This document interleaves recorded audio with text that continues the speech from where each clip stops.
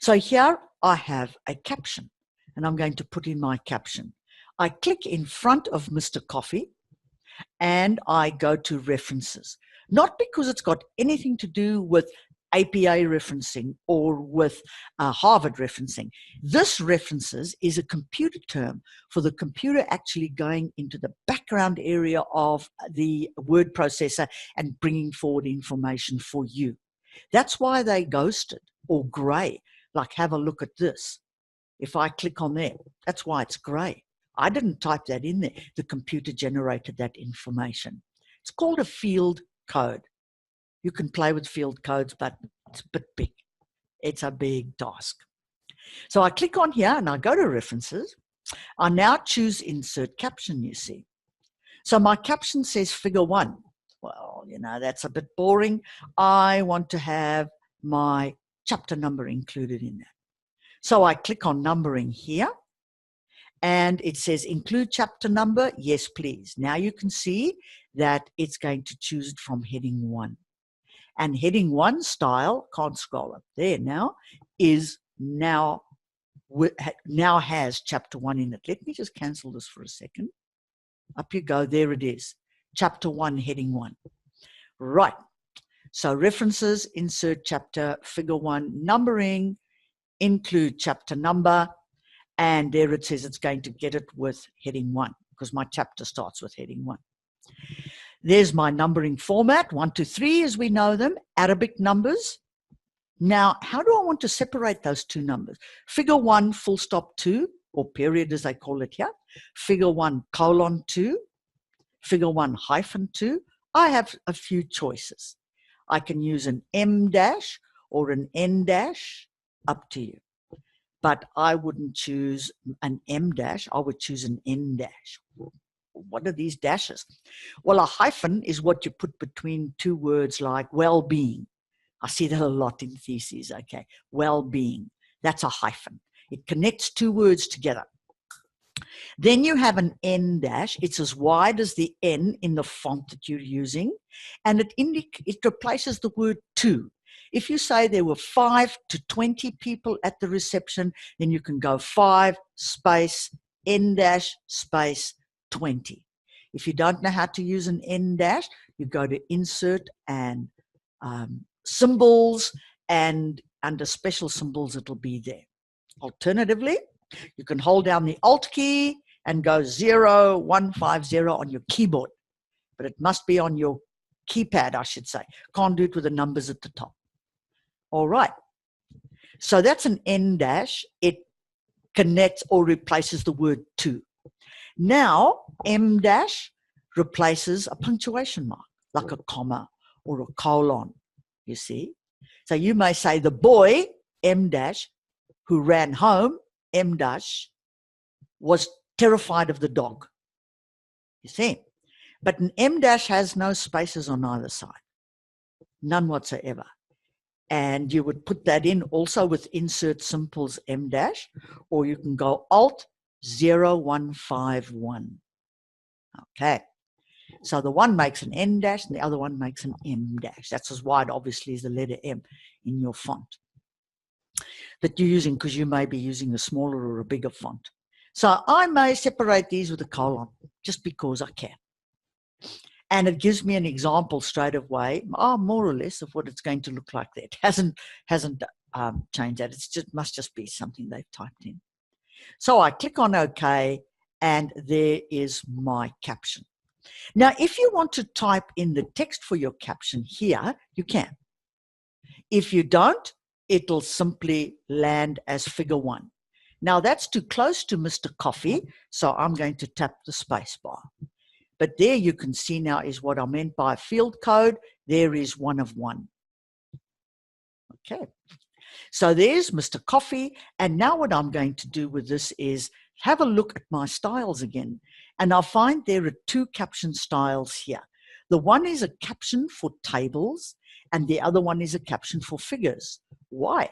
Because table captions always go above a table, no matter which referencing list you're using, and figure captions always go underneath an image or a graph or anything like that.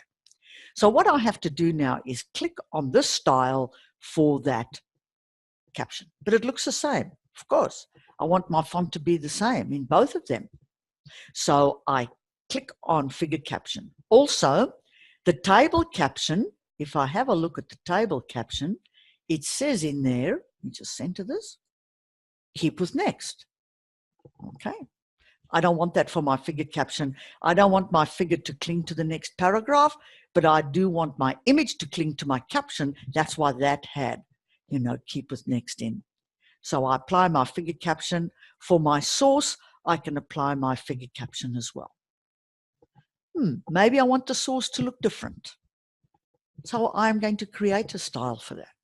I make my own. I go to new style and I give it a name, source. And it's based on the figure caption. Well, okay, fine, that's okay. Following paragraph will probably be normal. I'm going to press enter and I'm going to start typing. Arial 10, but I don't want it in bold. I'm making choices just because I can. I'm going to turn off the bold. It's still going to be black. And when I go to paragraph, I want it in single line spacing. I don't want 12 points before it. I want it close up. Maybe only 6. No, I'm going to leave it at 0. And I click on OK. And I click on OK. And now when I want to use source, I click on that. And that's going to format my source text underneath my caption according to what I want there. You can also see excuses. It's a live link.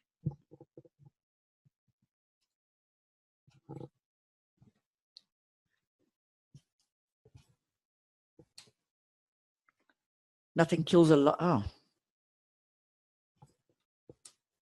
Control-Shift F9. Control-Shift F9. You would use that for EndNote. Once you're finished with EndNote, you completed with anything with EndNote, select your entire document and go Control-Shift F9.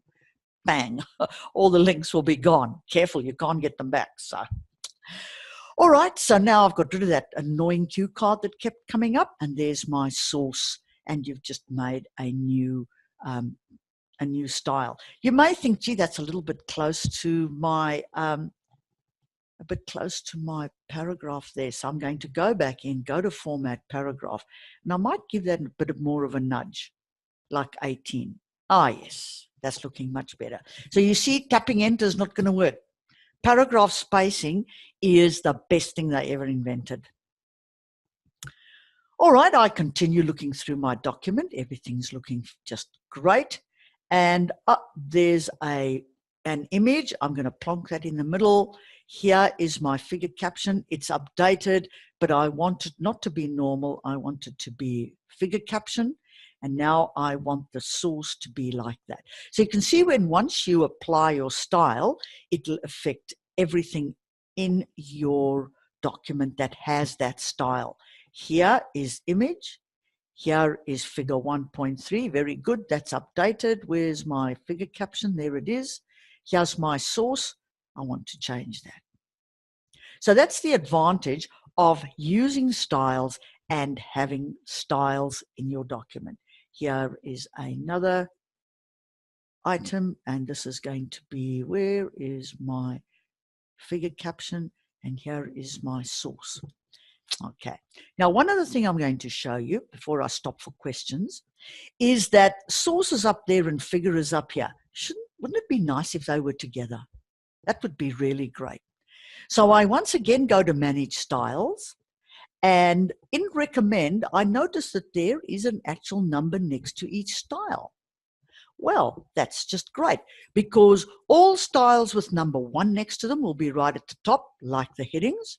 All styles with number 2 next to them will be bunched together, all styles, etc., etc., etc. So what is my figure caption? I see it is 3. So I'm going to take source and I'm going to give it the priority of 3. So I'm going to move down. It's made it a 2. I'm going to move it down. Now it's 3, and I can see it's going to fit in here. I could also have gone assign a value, 3. You don't want to keep going move down until you've got 10. You're going to click on this. Now it's number 3. And when I do that, it's right underneath my figure caption. So I don't have to scroll to find it. I keep going through my document, and I'm going to change all of those as I go through. And what I also have now is with these heading styles, let me change this table one here. Sorry, I've stopped myself in mid-sentence there. I'm going to insert a caption, and it says figure. Well, that's incorrect. I have to change my label. So I click on there and I change that to table, and I also want to include my chapter number. I've got to be consistent, and I go to separated by a colon. So I make it look exactly the same. I click on OK, and I click on OK. Oops, needs a space. Here is source. I can do source as well like that. Here's my table. It's an image actually, so I'm going to put it in there. All right.